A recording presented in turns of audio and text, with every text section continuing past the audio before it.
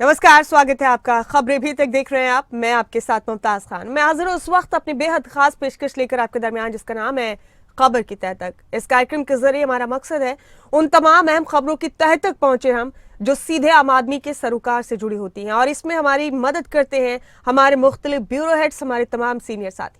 तो चलिए शुरुआत करते हैं आज के खास कार्यक्रम की। और सबसे पहले रुख करेंगे हम हरियाणा का। आज पंचकुला में हरियाणा बीजेपी की बड़ी बैठक होगी। मुख्यमंत्री मनोहर लाल इस बैठक में शामिल होंगे। बीजेपी के प्रदेश अध्यक्ष नायब सैनी भी इस बैठक में मौजूद रहेंगे। बैठक में सभी कैबिनेट मंत्री, राज्य मंत्री और विधायक शामिल होंगे। केंद्र और प्रदेश सरकार की योजनाओं को लेकर इस बैठक में चर्चा की जाएगी। बैठक में 2024 को लेकर रणनीति पर भी मंथन किया जाएगा। तो हरियाणा बीजेपी की आज बड़ी बैठक है पंचकुला में। मुख्यमंत्री मनोहर लाल इस बैठक में शामिल होंगे। साथ ही हरियाणा कैबिनेट के तमाम मंत्री और राज्य मंत्री बैठक का हिस्सा होंगे। तमाम विधायक भी बैठक में शामिल होंगे। हरियाणा बीजेपी के अध्यक्ष नायब सैनी भी इस बैठक में शामिल होंगे।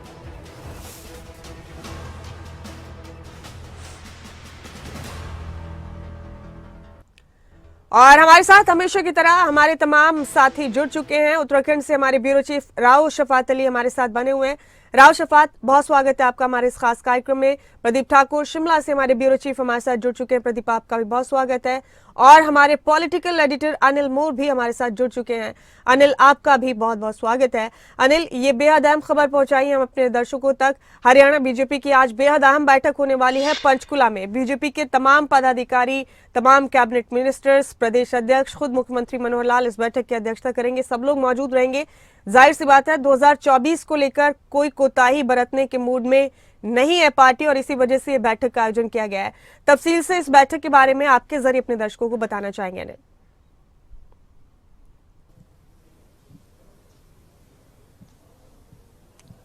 देखिए मुमताज, इस वक्त मैं पंचकुला के पीडब्ल्यूडी रेस्ट हाउस में खड़ा हूं। थोड़ी ही देर के बाद यहां पर हरियाणा बीजेपी की बड़ी बैठक होने जा रही है। हरियाणा बीजेपी अध्यक्ष नायब सैनी की अध्यक्षता में होने वाली इस बैठक में हरियाणा बीजेपी के सभी विधायक, मंत्री मौजूद रहेंगे, सभी सांसद मौजूद रहेंगे।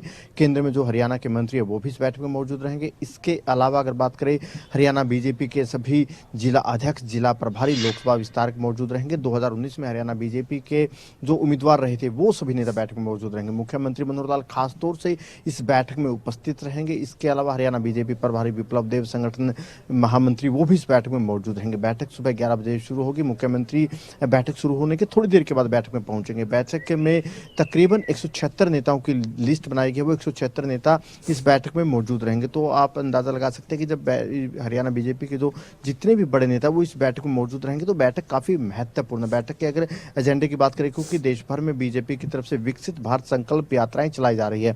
हरियाणा में भी 5 तारीख से विकसित भारत संकल्प यात्राएं शुरू होने जा रही है। 50 दिन की ये यात्राएं हरियाणा में रहेगी, जिसके जरिए जो रथ यात्राएं घूमेंगी, उन रथ यात्राओं के जरिए कहीं ना कहीं जो केंद्र सरकार की योजनाएं हैं, जो प्रदेश सरकार की योजनाएं हैं, उन योजनाओं को घर घर, गाँव गाँव तक पहुंचाया जाएगा। हरियाणा में इन यात्राओं का रोड मैप किस तरीके से रहेगा, 50 दिनों में किस तरीके से केंद्र सरकार की योजनाओं को, प्रदेश सरकार की योजनाओं को लोगों तक पहुंचाना है, उसको लेकर चर्चा की जाएगी। मुमताज, देखिए हरियाणा में या हम केंद्र की बात करें, बीजेपी मिशन 2024 में जुटी हुई है। हरियाणा में जो बीजेपी की बैठक है, मिशन 2024 को देखते हुए काफी महत्वपूर्ण है। 5 तारीख से शुरू हो रही यात्राएं 26 जनवरी तक रहेगी, यानी 50 दिनों की यात्राएं रहेंगी। इन 50 दिनों में रोजाना तकरीबन 100 से 200 कार्यक्रम, 100 के करीब कार्यक्रम होने हैं, और कुल मिला के इन 50 दिनों में 5000 से 7000 के करीब कार्यक्रम होने हैं। तो अंदाजा आप लगा सकते हैं कि जब इतने बड़े स्तर पर जो ये कार्यक्रम होंगे, जिनके जरिए जो केंद्र सरकार की योजनाएं हैं वो लोगों तक पहुंचाई जाएगी, प्रदेश सरकार की योजनाएं, चाहे इसमें परिवार पहचान पत्र हो, बीपीएल कार्ड हो, आयुष्मान योजना हो, जितनी भी योजनाएं हैं, इन योजनाओं का लोगों को सीधा फायदा पहुंचे। अगर कहीं पर लोगों के परिवार पहचान पत्र नहीं बन पा रहे, प्रॉपर्टी आईडी कार्ड संबंधित जो भी विषय है, बीपीएल कार्ड की जो भी विषय है, इस दौरान यात्राओं में कहीं ना कहीं जो सरकारी अमला है वो भी मौजूद रहेगा, और कहीं ना कहीं जिन लोगों को परेशानियां आ रही है उनका रजिस्ट्रेशन मौके पर ही किया जाएगा। यानी 50 दिन का एक बड़ा कैंपेन बीजेपी की तरफ से शुरू किया जा रहा है। इस 50 दिन के एक कैंपेन के जरिए, क्योंकि कल मुख्यमंत्री ने भी कहा कि इस वक्त जो हमारा देश है विकासशील देश है, विकासशील देश से हम विकसित देशों की कैटेगरी में कैसे पहुंचे, इसको लेकर कहीं ना कहीं प्रधानमंत्री लगातार अग्रसर। तो ऐसे में ये यात्राएं काफी महत्वपूर्ण है। इसके अलावा मिशन 2024 को देखते हुए इस बैठक में प्रदेश सरकार की योजनाओं को लेकर, केंद्र सरकार की योजनाओं को लेकर, इन तमाम पहलुओं पर इस बैठक में चर्चा होगी। जी, अनिल, जाहिर सी बात है अगले साल हरियाणा में विधानसभा चुनाव है और देश भर में लोकसभा चुनाव है। ऐसे में तमाम पार्टियां इस पूरे मामले को संजीदगी से ले रही हैं। क्या आज की इस बैठक में सभी को कुछ नई जिम्मेदारियां भी दी जा सकती हैं अनिल, तमाम चर्चाओं के बाद आने वाले चुनाव को देखते हुए?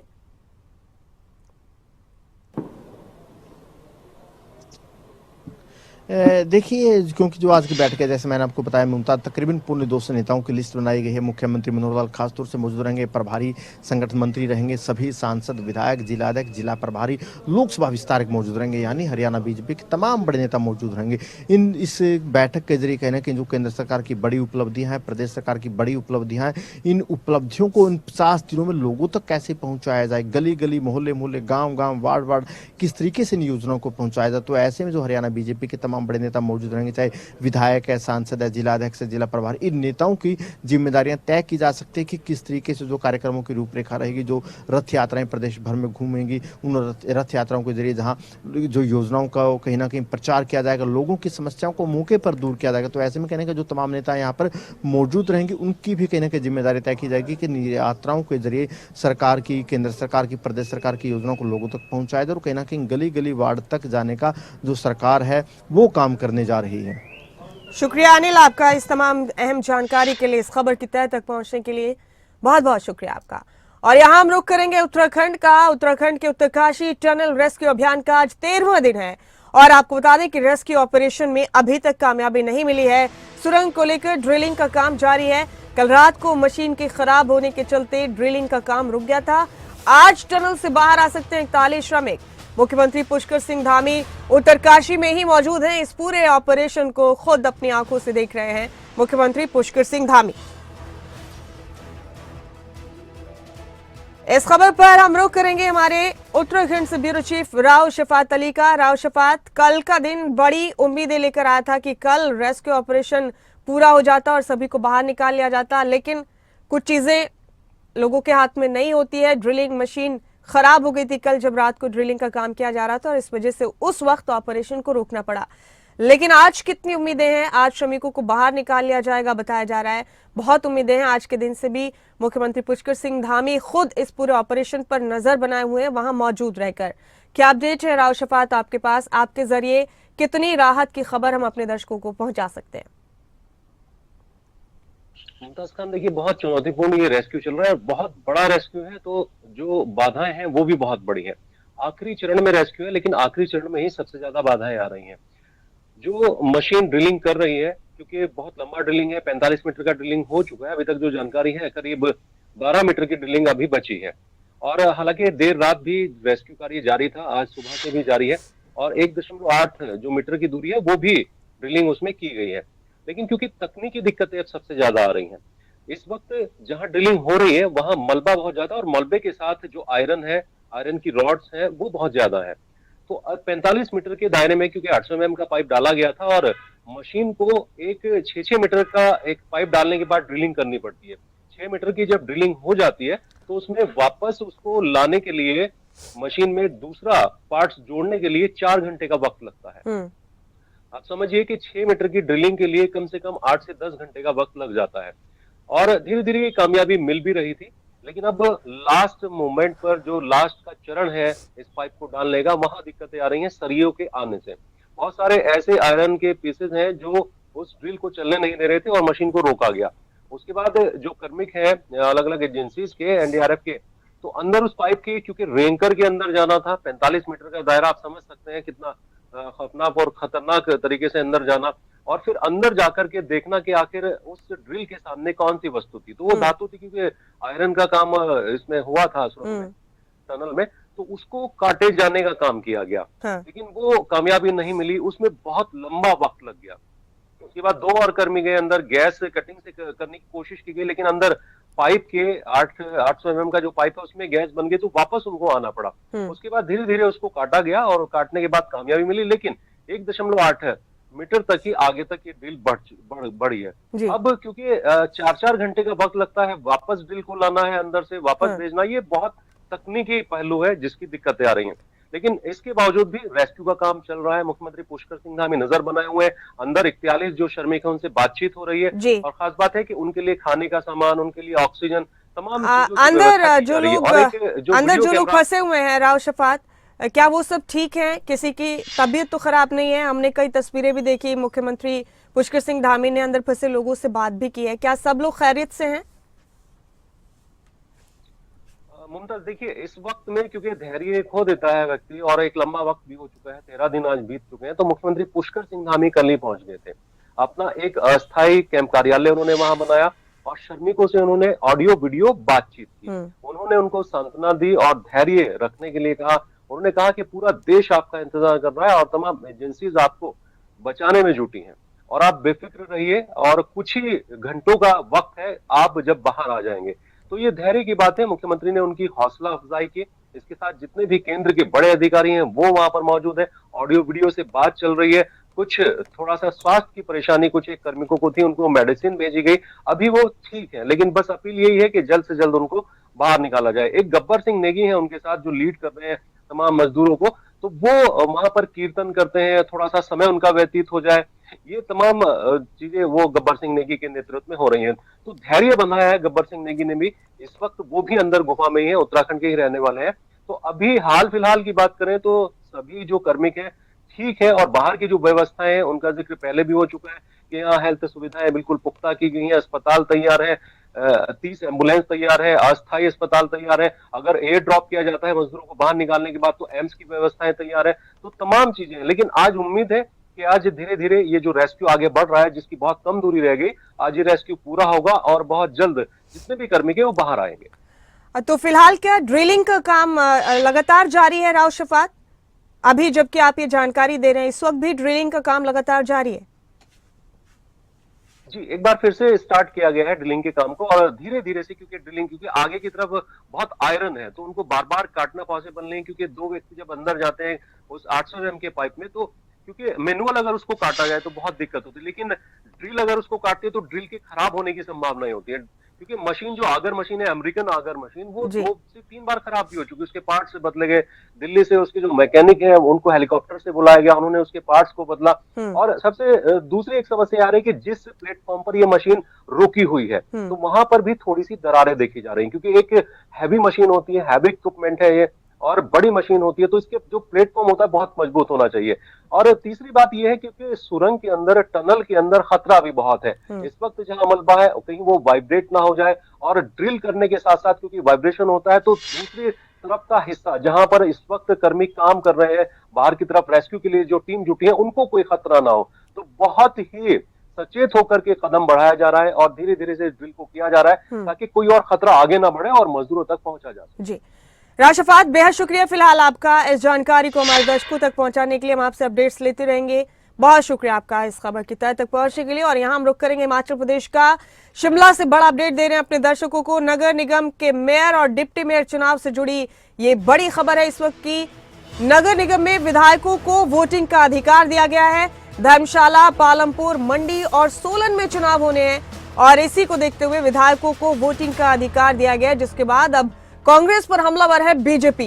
कांग्रेस की मंशा चुनाव को प्रभावित करना है, ऐसा कहना है भारतीय जनता पार्टी का। पार्टी का यह भी कहना है कि ये लोकतंत्र की हत्या है। पार्टी नेता राकेश जम्वाल ने कहा है कि ये लोकतंत्र की हत्या है, विधायकों को इस तरह से वोटिंग का अधिकार दिया जाना। नगर निगम में मेयर और डिप्टी मेयर के चुनाव को लेकर वोटिंग का अधिकार दिया गया है विधायकों को भी। ये बड़ा अपडेट आपको दे रहे हैं इस वक्त का।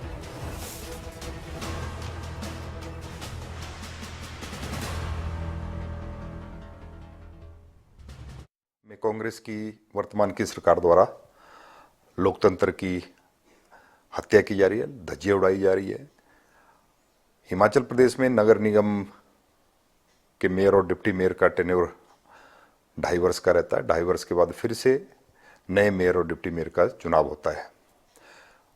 अक्टूबर महीने के लगभग 12 तारीख तक हिमाचल प्रदेश में 4 कॉरपोरेशन, 4 नगर निगम, धर्मशाला, पालमपुर, मंडी और सोलन, उसमें मेयर और डिप्टी मेयर का चुनाव होना था, लेकिन पिछले 1.5 महीने से सरकार उस चुनाव को लटका रही थी और 1.5 महीने से नगर निगम के काम जो है वो।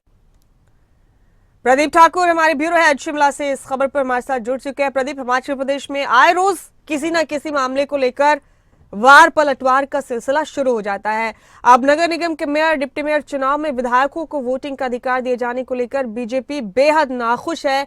बीजेपी का इल्जाम है कांग्रेस सरकार पर कि ये लोकतंत्र की हत्या है। इस तरह से तो पूरा मामला बताइए और अभी क्या चल रहा है इस पूरे मामले को लेकर, ये भी बताइए। बिल्कुल, देखिए हिमाचल प्रदेश में 5 नगर निगम है और उनमें से जो 4 नगर निगम है जिसमें धर्मशाला है, पालमपुर है, मंडी है और सोलन है, इनका जो कार्यकाल है मेयर डिप्टी मेयर का वो पूरा हो चुका है और अब नए सिरे से मेयर डिप्टी मेयर का चुनाव होना है और उसके लिए 2 नगर निगमों के लिए तारीखों का ऐलान भी हो चुका है। उसमें पालमपुर में आज वोटिंग होनी है और मंडी में कल होनी है और इसके साथ साथ जो 2 नगर निगम बचते हैं उसके लिए अभी डेट आनी बाकी है। तो ऐसे में अब जिस तरह से इसमें वोटिंग होनी है, क्योंकि पार्षदों से मेयर डिप्टी मेयर बनते हैं, लेकिन इस बार जो नगर निगम एक्ट है उसमें संशोधन करते हुए राज्य सरकार ने विधायकों को भी वोटिंग का राइट दे दिया है। हालांकि जब नगर निगम के हाउस होते हैं तो जो उस नगर निगम की परिधि में एमएलए होते हैं वो भी वहां पर मीटिंग्स में आते हैं, लेकिन उनको वोटिंग राइट पहले नहीं था। तो अब मेयर डिप्टी मेयर के चुनाव में एमएलए जो विधायक है उनको भी वोटिंग राइट दे दिया गया है। इस पर बीजेपी ने सवाल उठाए हैं और बीजेपी का कहना यह है कि अगर आपने ऐसी व्यवस्था करनी भी थी तो इसको पहले कर दिया जाना चाहिए था। चुनाव की घोषणा हो जाती है और पिछले कल शाम को एक नोटिफिकेशन निकाली जाती है कि हमने नगर निगम जो एक्ट है उसमें संशोधन कर दिया है और विधायकों को मताधिकार दे दिया है। तो इस पर अब सियासत गर्मा गई है, लोकतंत्र की हत्या हुई है ऐसा आरोप बीजेपी का है। और उसके साथ साथ अगर बीजेपी की बात की जाए तो उनका कहना है कि इन नगर निगमों में कांग्रेस को लग रहा है कि हमारी हार हो सकती है, पार्टी के भीतर अंतरकल है इस वजह से, तो इसलिए विधायकों को वोटिंग राइट दिया गया है ताकि वो वहां पर वोट अगर कोई क्रॉस वोटिंग भी हो जाती है तो वो वोट वहां पर बैलेंस हो जाए। तो ये एक कोशिश यहाँ पर सरकार ने नगर निगम पर कब्जा करने के लिए की है। इस पर अब सियासत गर्मा गई है। अब देखते ये होगा कि इसमें कांग्रेस का ऑफिशियली रिएक्शन क्या आता है। लेकिन जब सुबह भी जो कैबिनेट मंत्री रहे हैं पूर्व में और धर्मशाला के विधायक भी इनके क्षेत्र में भी नगर निगम आता है सुनील शर्मा, उन्होंने पार्टी लाइन से हटकर अपनी बात की। तो उन्होंने भी कहा कि विधायकों को वोटिंग राइट नहीं होना चाहिए और जिस तरह से विधानसभा में विधायक वोटिंग करके कोई कानून बनाते हैं तो वहां पर एमपी को राइट नहीं दिया जा सकता है। ठीक इसी तरह से पार्षदों से ही मेयर डिप्टी मेयर बनने चाहिए। तो कांग्रेस ने कुछ प्रतिक्रिया दी है प्रदीप इस पूरे मामले को लेकर? बिल्कुल, देखिए जो कांग्रेस पार्टी की तरफ से ऑफिशियली कोई प्रतिक्रिया इसमें नहीं आई है और सुबह ही के साथ बातचीत करते हुए जो कांग्रेस के ही विधायक हैं धर्मशाला से और मंत्री भी रहे हैं सुनील शर्मा, केवल उनका रिएक्शन आया है। लेकिन उन्होंने जो सरकार ने लाइफ से अलग हटकर अपनी बात कही है और उन्होंने इस बात का पक्ष रखा है कि विधायकों को नगर निगम के चुनाव में वोटिंग राइट नहीं होना चाहिए। उनको केवल जो विधायक होते हैं जो मेयर डिप्टी मेयर होते हैं वो पार्षदों से ही चुनकर आने चाहिए। तो वो उन्होंने अपनी एक निजी विचार रखा है, हम कह सकते हैं, क्योंकि धर्मशाला भी नगर निगम है और वहां से अगर वो बात इस तरह की कहते हैं तो एक बहुत बड़ी बात कही है उन्होंने। और ऐसे में कांग्रेस पार्टी में जो है कहीं ना कहीं इस विषय को लेकर वोटिंग राइट देना चाहिए या नहीं देना चाहिए, तो कहीं ना कहीं अंतर विरोध उसमें उनकी बात से जाहिर हुआ है। लेकिन फिर भी देखना यह होगा कि कांग्रेस इसमें ऑफिशियली अपना क्या वर्जन देती है। तो जाहिर है प्रदीप, अब इस पूरे मामले ने एक बार फिर से राजनीतिक सरगर्मियों को तेज कर दिया है। अब देखते हैं आखिर इस मामले में नतीजा क्या निकलता है इस बहस का। तो अब जबकि ये चुनाव होने हैं प्रदीप, इस फैसले को अमल में लाया जाएगा या आपको लगता है कि रिव्यू करने के बारे में सोचा जाएगा इस फैसले को कि विधायकों को वोटिंग का अधिकार दिया जाए या नहीं? बिल्कुल, देखिए पिछले कल ही संशोधन हो चुका है तो अब तय है कि विधायक वोटिंग करेंगे और चुनावों की घोषणा पहले ही हो चुकी है। यानी आज जो है वो पालमपुर नगर निगम में चुनाव होने हैं और उसके साथ साथ मेयर डिप्टी मेयर का जो है वो शपथ रखी है। तो शपथ ग्रहण का मतलब ये हुआ कि इससे पहले चुनाव की प्रक्रिया पूरी की जानी है। मंडी के लिए कल का समय रखा है। दो जो बचते हैं सोलन और धर्मशाला उसके लिए अभी डेट्स आना बाकी है कि कब वहां पर मेयर डिप्टी मेयर के चुनाव होंगे, क्योंकि हिमाचल में एक व्यवस्था रही है कि यहाँ पर 2.5 साल के लिए मेयर और डिप्टी मेयर बनते हैं। 2.5 साल बाद ओपन कैटेगरी से मेयर डिप्टी मेयर बनते हैं और 2.5 साल जो शुरू के 2.5 साल होते हैं उसमें जो रोस्टर होता है, रिजर्वेशन उसमें रहती है, उसके आधार पर मेयर डिप्टी मेयर का चुनाव होता है। लेकिन इस बार क्योंकि ये नई व्यवस्था है, हम कह सकते हैं कि ये पहली बार हिमाचल प्रदेश के इतिहास में इस तरह की व्यवस्था की गई है। क्योंकि जब नगर निगम की बैठकें होती हैं यानी नगर निगम का हाउस होता है उस दौरान उस परिधि के जो एमएलए हैं या मंत्री भी हैं, जी। अगर शिमला की बात करें तो यहाँ पर 3 एक विधायक और 2 मंत्री नगर निगम के दायरे में आते हैं। विक्रमादित्य सिंह हैं, अनिरुद्ध सिंह जो कैबिनेट मंत्री हैं, और उनके साथ साथ हरीश नाथा शहर के एमएलए हैं। तो ये बैठकों में जरूर जी। हिस्सा लेते हैं, अपनी बात भी कहते हैं, अपने प्रस्ताव भी लाते ठीक हैं, है, लेकिन वोटिंग राइट आज तक नहीं प्रदीप मिला। आप देखते हैं ये मामला आगे तूल पकड़ेगा या कौन सा सियासी रंग इख्तियार करेगा। बहुत शुक्रिया आपका इस अहम खबर की तह तक पहुंचने के लिए प्रदीप। यहाँ रुक करेंगे हम पंजाब का। पंजाब में किसानों के धरने का चौथा दिन है। जालंधर में नेशनल हाईवे के बाद किसानों ने अब रेलवे ट्रैक को भी जाम कर दिया। गन्ने का रेट बढ़ाने और दूसरी मांगों को लेकर सड़क पर बैठे हैं किसान। हाईवे और रेलवे ट्रैक जाम होने से सैकड़ों लोग परेशान हैं। स्वर्ण शताब्दी समेत दर्जनों ट्रेन कैंसिल की गई हैं। रूट डाइवर्ट किया गया है ट्रेन का। किसानों ने रेलवे ट्रैक को अनिश्चितकालीन के लिए जाम कर दिया है। मुख्यमंत्री भगवंत मान किसान नेताओं से मुलाकात करेंगे। दोपहर 12 बजे मुख्यमंत्री निवास पर यह मीटिंग होगी। सीएम ने 2 दिन पहले भी किसानों को बातचीत के लिए आमंत्रित किया था। किसानों से सीएम ने रास्ते ना बंद करने का अनुरोध किया था, अपील की।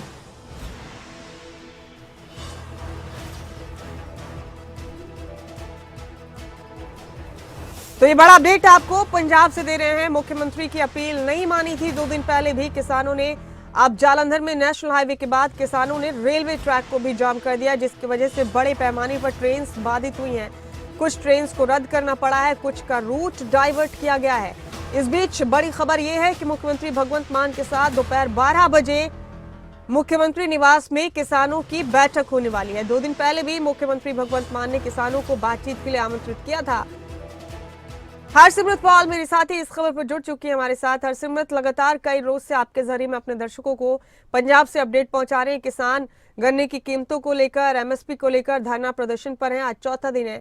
अब उन्होंने हाईवे के बाद रेलवे ट्रैक को भी जाम कर दिया और कुछ पता नहीं कितनी मुद्दत के लिए जाम किया है। हालांकि मुख्यमंत्री ने आज बातचीत के लिए बुलाया है किसानों को। 12 बजे मीटिंग होगी।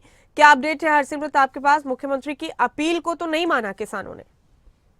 जी बिल्कुल मुमताज़, आपको बता दें कि पिछले 4 दिन से लगातार किसान जो हैं वो दिल्ली जम्मू हाईवे जो है उसके ऊपर डटे हुए हैं। साथ ही साथ कल से इन्होंने जो है रेलवे ट्रैक भी जाम करना पड़ा था, बाकी के रूट डाइवर्ट हुए थे। बाकी अगर आज की बात की जाए तो तकरीबन 24 ट्रेनें जो हैं वो अभी तक फिलहाल कैंसिल हैं, क्योंकि देखा जा रहा था कि किसान जो है वो अपनी मांगों पर अड़े हुए हैं। हालांकि मुख्यमंत्री की तरफ से ट्वीट करके उन्हें विनती भी की गई थी कि आप आकर बात करें। बात करने के लिए बहुत सारी जगहें हैं, आप चाहे तो पंजाब भवन में, किसान भवन में, यहाँ तक कि मेरे कार्यालय या मेरे घर पर आकर भी बातचीत कर सकते हैं। पर उसके बाद भी किसान जो है वो अपनी मांगों से टस से मस नहीं हुए थे। और अगर फिलहाल अब की बात की जाए तो आज मुख्यमंत्री के साथ मीटिंग जो है वो 12 बजे होने की खबर सामने आ रही है, जहाँ पर किसान जथेबंदियों ने पहुंचना है और मुख्यमंत्री के घर पर यह मीटिंग होनी है और वहां पर बातचीत की जाएगी। इसके साथ ही एक जो खबर है वो ये भी सामने आई है कि मुख्यमंत्री के साथ जब से मीटिंग की बात सामने आ रही है तब से किसानों ने जो है वो रेलवे ट्रैक खाली करना शुरू कर दिया है। हालांकि उसके ऊपर भी जो अलग अलग गुट हैं इनके किसानों के जथेबंदियों के, उनके साथ बातचीत चल रही है।